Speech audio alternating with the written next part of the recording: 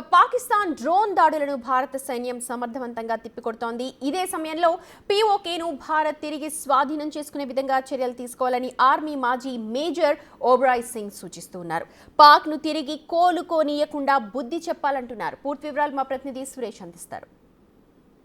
పాకిస్తాన్ నిన్న రాత్రి డ్రోన్లతో మిసైళ్లతో భారత్పై విరుచుకుపడే ప్రయత్నం చేసింది. కానీ భారత సైన్యం అత్యాధునికమైనటువంటి టెక్నాలజీ ద్వారా తిప్పికొట్టింది ఆ దాడుల్ని. అయినప్పటికీ పాక్ కవ్వింపు చర్యలు ఇంకా కొనసాగుతూనే ఉన్నాయి. వాటికి సంబంధించి సమర్థంగా ఆర్మీ దాని దాడులను తిప్పికొడుతుంది. ప్రస్తుతం పాక్ భారత్ సరిహద్దులో ఉద్రిక్త పరిస్థితులు నెలకొన్నాయి. అసలు ఇక యుద్ధం మొదలైనట్టేనని కూడా చాలామంది భావిస్తున్నారు. ప్రస్తుతం మనతో పాటు ఆర్మీ ఎక్స్ మేజర్ ఓబ్రాయ్ ఉన్నారు. ఒకసారి మాట్లాడదాం. సార్, పాకిస్తాన్తో భారత్ యుద్ధం మొదలుపెట్టినట్టే అనుకోవచ్చా?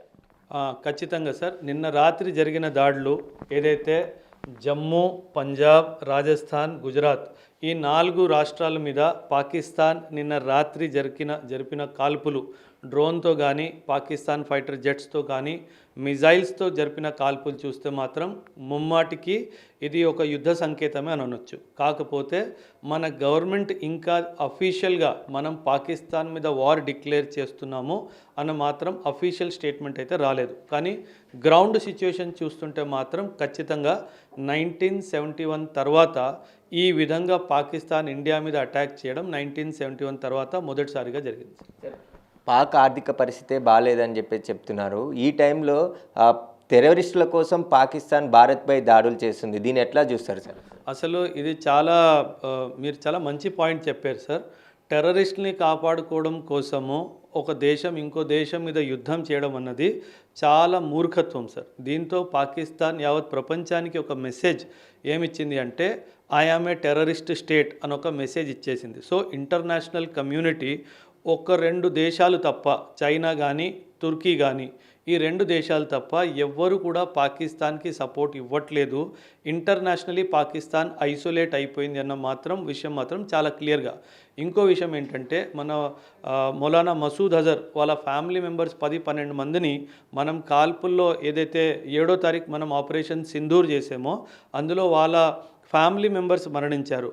ఆ ఒక్క అంత్యక్రియకి పాకిస్తాన్ నుంచి హై ఆర్మీ అఫీషియల్స్ ఆ ప్రోగ్రాంలో పాల్గొననున్నది చాలా చాలా చాలా సిగ్గుచేటు. ఒక దేశ అధికారులు ఒక టెర్రరిస్ట్ ఫ్యామిలీలో ఎవరైనా చనిపోతే వెళ్ళడం అన్నది ఒక చాలా పెద్ద సంకేతం. ఏంటంటే మేము టెర్రరిస్టులతోనే నిల్చుంటాము, మాకు న్యాయం కానీ మాకు వాల్యూ సిస్టమ్ కాదు లేదు అని చెప్పేసి ఒక మెసేజ్ ఇస్తున్నారు. నిన్న రాత్రి జరిగిన డ్రోన్ దాడులు కావచ్చు, మిసైల్ దాడులు కానీ ఎలా మన బార్డర్లో ఎలా జరిగాయి ఒక్కసారి ఈ మ్యాప్లో ఎక్స్ప్లెయిన్. మనము ఈ మ్యాప్ చూస్తే కనుక మీరు ఇలా ఆర్టిలరీ గన్స్ సహాయంతో మరియు డ్రోన్స్ సహాయంతో అండ్ పాకిస్తాన్ ఫైటర్ ఎయిర్క్రాఫ్ట్స్ సహాయంతో మన 4 రాష్ట్రాలు గుజరాత్, రాజస్థాన్, పంజాబ్ మరియు జేఎండ్కేలోని లైన్ ఆఫ్ ఏరియాకి సమీపంలో ఉన్న ప్రాంతాల్లో నిన్న రాత్రి దాడులు జరిగాయి. అండ్ మనం దాన్ని రిటాలియేట్ చేస్తూ పాకిస్తాన్ 57 డ్రోన్లని మనం ధ్వంసం చేశాం. మన ఇండియాది S-400 మిజైల్ డిఫెన్స్ సిస్టమ్ వాడి ఒక్క డ్రోన్ కూడా మన నేల మీద పడక ముందే దాన్ని ధ్వంసం చేసాము, ప్రతి డ్రోన్ని. అదే కాదు, వాళ్ళు వాడిన మిసైల్స్ని కూడా మనం ఎయిర్లోనే దాన్ని ఇంటర్సెప్ట్ చేసి దాన్ని ధ్వంసం చేయడం జరిగింది. అదేవిధంగా మీరు న్యూస్ గమనించినట్టయితే F-16 fighter jets, JF-17 fighter జెట్స్ని కూడా మనము గాల్లోనే కూల్చేసామని చెప్పేసి మనకు వార్తలు అందాయి. టోటల్గా 4 ఫైటర్ ఎయిర్ క్రాఫ్ట్స్ని మనం పాకిస్తాన్వి నిన్న రాత్రి జరిగిన కాల్పుల్లో ధ్వంసం చేశాం. S-400 ఇది ఏదైతే ఉందో దీనికి సంబంధించి ఎలా పనిచేస్తుంది, అసలు ఇండియాకి రక్షణ కవచంగా ఎలా ఉండబోతుంది సార్? S-400 ఖచ్చితంగా చాలా మంచి ఎక్విప్మెంట్ సార్. మనం 2018లో అమెరికాకి విరుద్ధంగా వెళ్ళి మనం రష్యా నుంచి కొనుక్కున్న మిజైల్ డిఫెన్స్ సిస్టమ్. మీకు తెలుసో తెలీదో, మనం ఎప్పుడైతే S-400 కొనుక్కోవాలని అనుకున్నామో రష్యా మనకు అమెరికా చాలా బెదిరించింది కూడా. That America told India that I will impose CAATSA on you, countering American adversaries through sanctions act. America ఒక యాక్ట్ని వాడి ఇండియా మీద శాంక్షన్స్ చేస్తాను అని చెప్పి భయపెట్టినా సరే ఇండియా అమెరికాని పట్టించుకోకుండా ఈ S-400 మిజైల్స్వి 5 యూనిట్లు కొనడం జరిగింది సార్. ఈరోజు ఈ S-400 భారతదేశాన్ని పాకిస్తాన్ దాడి నుంచి కాపాడింది. జస్ట్ ఇమాజిన్ మన దగ్గర S-400 లేకపోతే నిన్న రాత్రి మన పరిస్థితి ఏమయ్యేది. So it was a very good decision of the country to buy S-400 missiles from Russia.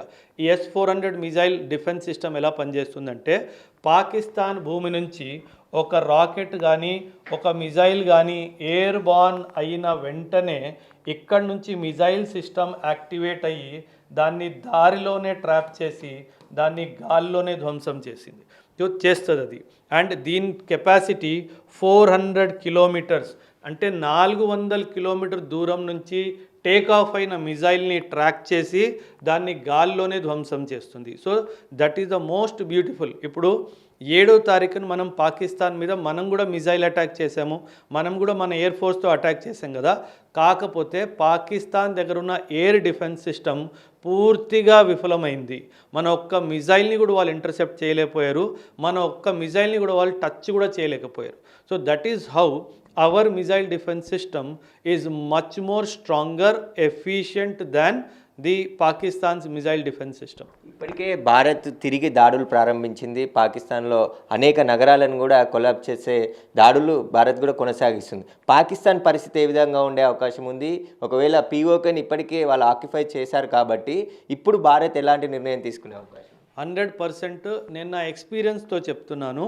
ఇది మనం ఒక అడ్వాంటేజెస్ పొజిషన్లో ఉన్నాం, ఈ యుద్ధంలో మనం ఒక పై ఎత్తులో ఉన్నాం కాబట్టి ఈ అవకాశాన్ని మనం వినియోగిస్తూ ఖచ్చితంగా ఈ మొమెంటంని వదులుకోకుండా POKని స్వాధీనం చేసుకోవాల్సిందే.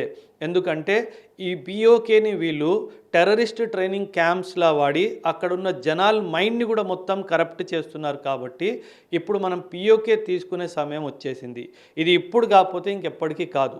యాక్చువల్లీ లాస్ట్ టైం కూడా 1971లో ఎప్పుడైతే మనకి యుద్ధం జరిగిందో అప్పుడే POK తీసుకోవాల్సింది. కాకపోతే ఇందిరాగాంధీ గారు అప్పుడు ప్రభుత్వంలో ఉన్నప్పుడు అది ఈస్ట్ పాకిస్తాన్కి సంబంధించిన ప్రాబ్లం అని చెప్పేసి మనకు వెస్ట్ పాకిస్తాన్లో ఇలాంటి POK మనకు స్వాధీనం చేసుకోవాలన్న దాని మీద ఇంటర్నేషనల్ కమ్యూనిటీ మనకు సపోర్ట్ చేయలేదు.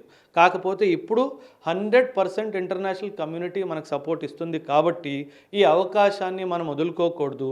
POKని ఖచ్చితంగా మనం స్వాధీనం చేసుకోవాలి. బ్లాక్అవుట్ అనేది పెద్దగా చర్చ జరుగుతుంది. అసలు బ్లాక్అవుట్ అంటే ఏంటిది, ఎలాంటి జాగ్రత్తలు తీసుకోవాలి సార్? బ్లాక్అవుట్ ఎప్పుడు చేస్తారంటే మన ఎనిమీ ఎవరైతే ఉంటారో, శత్రువు ఎవరైతే ఉంటారో వాళ్ళు ఎయిర్ క్రాఫ్ట్ ద్వారా ఒక మేజర్ ఏరియాని టార్గెట్ చేస్తున్నప్పుడు భారత ప్రభుత్వం ఏం చేస్తుందంటే లైట్స్ అన్నీ ఆఫ్ చేసేస్తుంది. లైట్స్ అన్నీ ఆఫ్ చేసేసిన వెంటనే ఎయిర్ క్రాఫ్ట్లో ఉన్న పైలట్కి ఏది కింద కనిపించదు. సో ఆ ప్రిసైజ్గా టార్గెట్ ఏదైతే చేస్తారో అది వాళ్ళ వల్ల వీలు కాదు. సో ఆ టార్గెట్ వాళ్ళ మిజైల్ ఆ టార్గెట్ని మిస్ చేసే అవకాశం ఉంది. కాబట్టే మనం ఈ బ్లాక్అవుట్ అరేంజ్మెంట్ని చూసుకుంటాం సార్.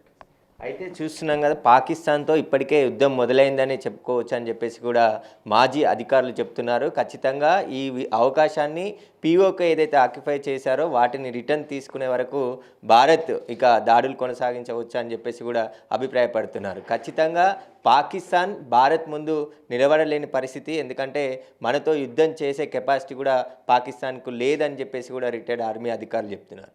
కెమెరామ్యాన్ సురేష్తో సురేష్, బిగ్ టీవీ, హైదరాబాద్.